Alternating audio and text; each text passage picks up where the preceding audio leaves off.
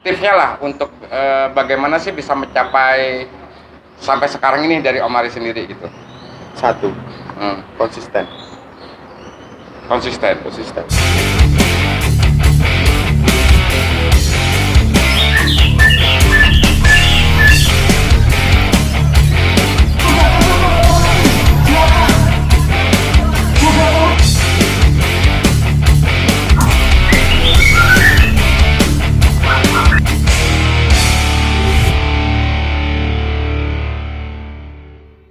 Oke, assalamualaikum warahmatullahi wabarakatuh. Nah, hari ini nih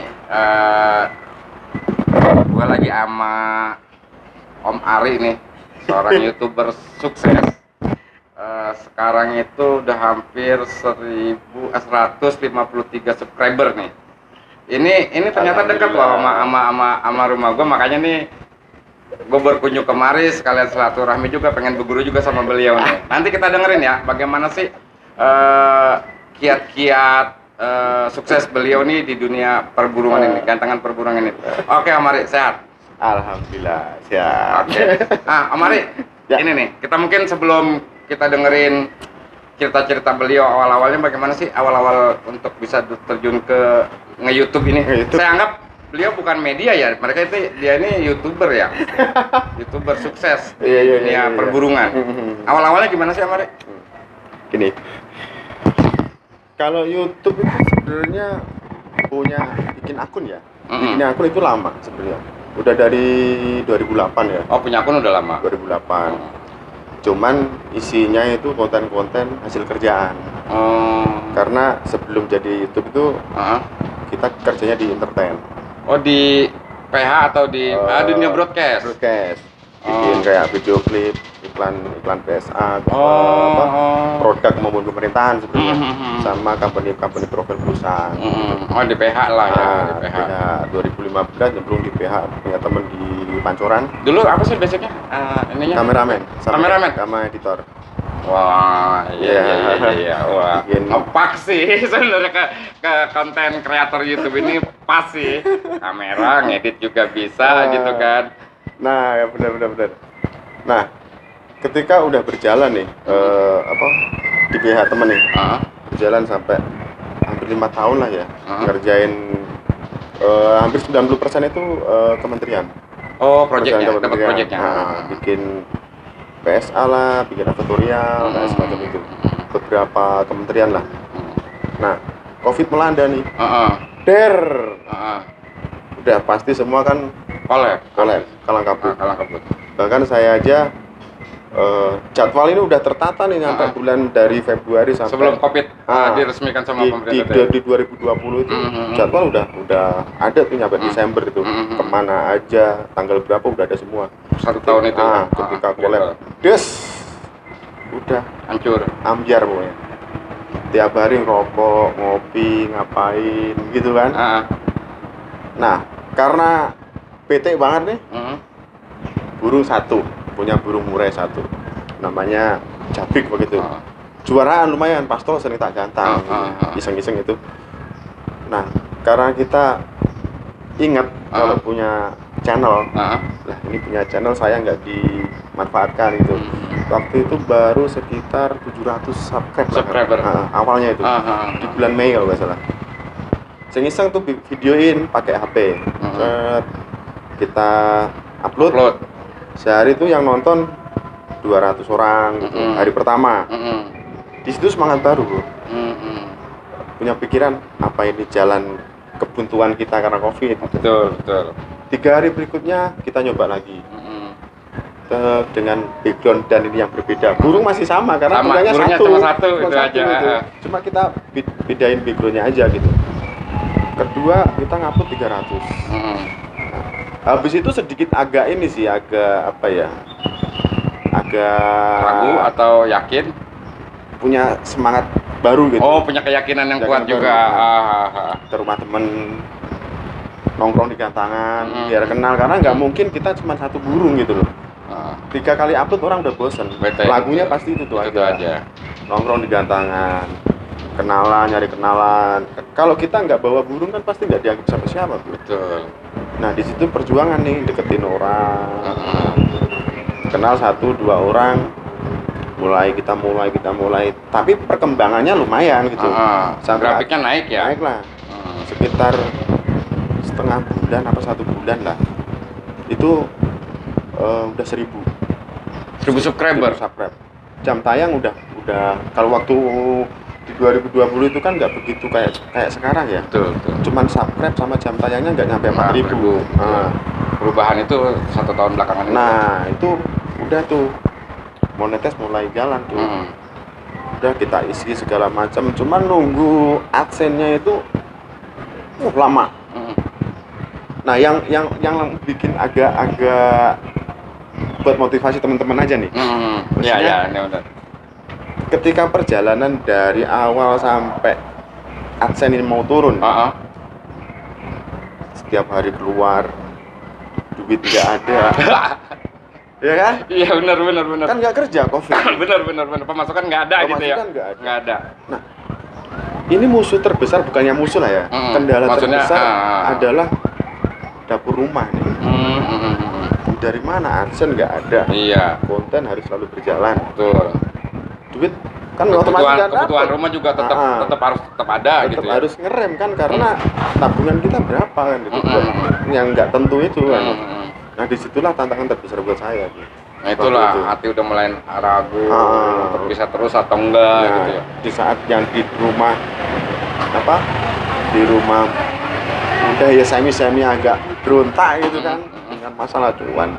Sedangkan kita udah setengah jalan nih, mau maju apa mundur kan gitu. Padahal progres sudah di depan mata. Nah udah kita putuskan maju, walaupun di dalam rumah apa buat penyemangat aja gitu. Ketika udah berjalan nih penyesuaian, di situ cobaan datang lagi, Om. Pas setelah lebaran, orang tua meninggal. Des! Tanpa sakit, tanpa apa. Makin ampun-ampunan kan. Pikiran kita maksudnya. Iya. Nah, kita pulang kampung, ngurusin yang di rumah, almarhum bapak dan segala macam. Sabtu orang tua meninggal, Minggu mbah meninggal. Satu rumah berurutan. Iya, berurutan. Udah makin ini kan. Nah, cuman kan ini nggak harus berhenti. Iya, tetap harus jalan. Karena saya mencoba untuk konsisten, Om. Karena dari 700 ke 1000 itu kalau menurut saya, entah itu mau seminggu atau 2 kali ataupun 3 kali, wajib harus ada tayangan. Konsisten. Harus ada tayangan. Iya, apapun yang terjadi. Di saat itulah saya berjalan. Pas hari ke-7 hari orang tua. Sekarang udah 7 hari. Besok ini ntar habis maghrib itu setelah tahlilan. Jam 5 sore adsense datang. Adsense datang ceplung. Wah, saya itu alhamdulillah nyampe dikira saya orang gila. Karena kondisi di rumah kan pada semua kan orang tua mbak meninggal, dikira saya udah over kepala lah. Tapi saya ngomong alhamdulillah, dikira orang ternyata stres gitu ya. Tiba-tiba orang lagi bersedih kok tiba-tiba langsung seneng gitu. Nah itu dapat itu. Ketika tak masukin, keluar pertama itu 5.700.000 kalau nggak salah. Pertama. Gajiannya. Pertama itu berapa subscriber itu pada waktu itu? 1.100 kalau nggak salah. Karena kan akumulasi. Oh iya, selama beberapa bulan itu. Kan nggak kayak sekarang itunya. Peraturannya. Betul. Di saat itulah duit kasih istri. Nih. Hasil jadi payah selama ini. Sama ini. Tapi ketika itu bukan selesai di situ, Om. Justru perjuangan dari awal juga, Om. Karena kan saldo kita udah nggak ada nih. Perjuangan terus itu untuk mencapai biar cair itu kan nggak putus gitu. Betul. Itu yang berat, Om. Kalau menurut Om Aris sendiri nih ya, ini kan kita bicara bagaimana sih mencari peruntungan di dunia YouTube ya, di per-YouTubean gitu ya. Om Ari kan yang tadinya dari PH sebagai kameramen, terus banting setir lah, jatuhnya banting setir untuk menjadi seorang kreator gitu di channel YouTube ini kan itu perlu keberanian yang tinggi juga kan, karena tadi main YouTube itu, dunia kreator YouTube itu nggak semudah yang kita pikirin gitu. Karena saya pribadi pun ngalamin, saya di channel ini nih, di Warna Media Channel ini perlu perjuangan hampir setahun. Sama, saya juga channel lama itu 2015 channel saya, cuma karena memang ini channel pribadi saya anggap ini sebuah tabungan nantinya gitu. Nah pas banget kemarin kepake juga nih untuk channel ini gitu kan. Proses saya ini setahun. Kalau Om Ari mungkin dulu lebih ini ya, lebih cepat karena sebelum pandemi kalau salah ya, pas pandemi. Persyaratan belum kayak sekarang. Iya, nggak saya sekarang kan lumayan agak ini 1000 subscriber 4000. Ternyata nyari 4000 jam tayangnya itu yang agak-agak ampun-ampunan gitu. Saya sendiri ampun-ampunan. Kemarin juga kebetulan ya alhamdulillah tadi Om Ari bilang rezeki gitu kan. Saya untuk mencapai 4000 aja itu ada salah satu video yang lumayan banyak penontonnya, itu langsung 600 jam ketutup gitu. Karena kurang lagi pernah waktu itu saya gini nih. Ini kita mungkin oversharing aja ya sama Om Ari. Saya itu tinggal 3964. Kurang berapa lagi? 34 kalau nggak salah. 34 jam. Ternyata saya ketemu setahun. Kan kalau ketemu setahun tuh YouTube itu peraturannya nol lagi. Enggak nol, dia dikurangin sama setahun yang lalu kan. Berapa jam kita dapatnya atau kurangnya gitu kan. Nah, itu langsung drastis turun. Cek, mungkin dulu saya dapat 30, 20 jam tahun pertama itu kan. Ini langsung berkurang langsung kurang 600 jam. Sempat nyerah tuh kan. Ini maju terus apa enggak, sedangkan kita memang udah setengah lari lah jatuhnya gitu ya. Tapi kan kita lihat proses perjuangannya itu ya Om Ari ya. Perjuangannya jadi kayak itu. Kalau kayak YouTube itu asumsi kita sebenarnya jangan cuan dulu sih. Jangan cuan dulu. Kalau cuan dulu pasti di tengah jalan bakalan ambruk. Karena perjuangan untuk mendapatkan itu tuh nggak gampang sebenarnya. Kita udah capek, duit udah nggak ada. Di saat itulah. Makanya kalau saya kadang-kadang teman-teman terus terang saya support. Ayo bikin. Jangan pernah bermimpi lo dapet duit dari YouTube kalau lo belum mulai kan gitu. Tapi mulai ini jangan lo pikirin duitnya dulu. Berusahalah, ntar kalau misalkan rezeki itu pasti ngikutin gitu. Tapi kalau misalkan asumsi kita udah duit, saya jamin nggak sampai 100 konten. Collab pasti. Karena capek. Udah 100 konten kan banyak nih. Mau bikin apa lagi itu kan. Makanya udah capek duluan. Nyerah pastinya. Dan satu kunci kalau saya ya, kenapa burung? Padahal saya video klip sering bikin, dokumenter sering bikin. Kalau hal-hal gitu kan kerjaan saya yang sebelumnya. Nah, kenapa saya pilih burung? Satu kuncinya sebenarnya.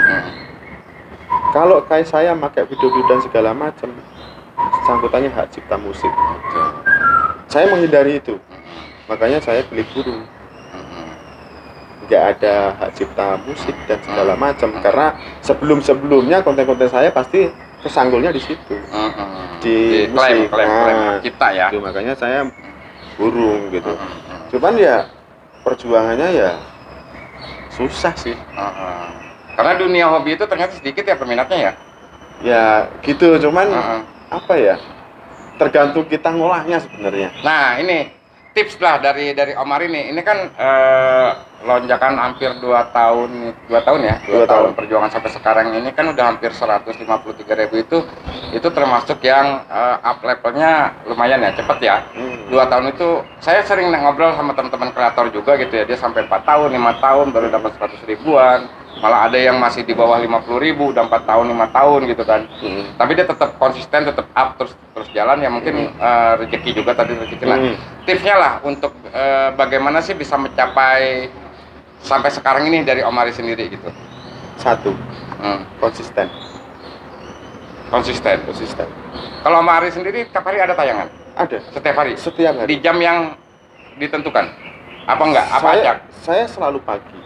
Karena kalau burung itu kan pasti kebanyakan peminatnya ketika kita ngeluarin burung kita jebret pasti kan sambil bersihkan dan segala macam pasti masteran, memasterin yang ada gitu.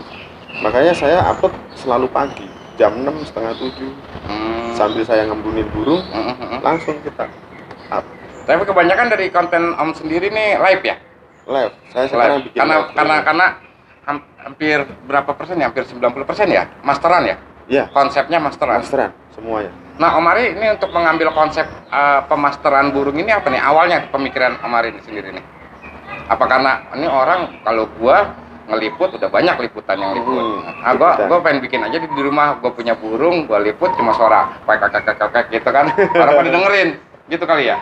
Sebenarnya ada plus minusnya, Om. Kenapa saya masteran? Pertama, kalau saya liputan, saya udah capek liputan kemana-mana, Om. Karena pekerjaan yang dulu ya. Iya.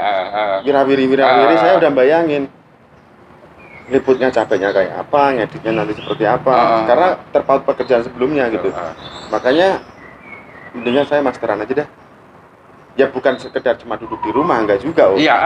Karena masteran di rumah juga perlu modal yang banyak. Ketika kita setiap hari upload, burung siapa? Kan nggak mungkin kita ke rumah teman-teman semua kan, apalagi kalau misalkan lagi musim event. Kita mau ngomong, Om, saya mau pinjam burung lu dong, pinjam gitu. burung buat konten dong. Jawabannya apa? Ngapain buat konten lo? Lo yang dapat duit mendingan gua gantang. Itu yang kadang-kadang saya gimana ya, support teman-teman gitu ya. Kadang-kadang gini, ngapain gue subscribe? Oh, yang kayak lu kok kayak gitu kan. Jadi kan sebenarnya gini, setiap apa yang kita upload, setiap apa yang kita keluarkan itu kan pasti ada yang namanya syarat pengetahuan ya. Pengetahuan entah misalnya burung lah, misalnya burung si A gitu kan, materinya seperti ini nih kan. Mungkin kita sebagai penghobi, gue bisa nggak sih bikin burung kayak begitu?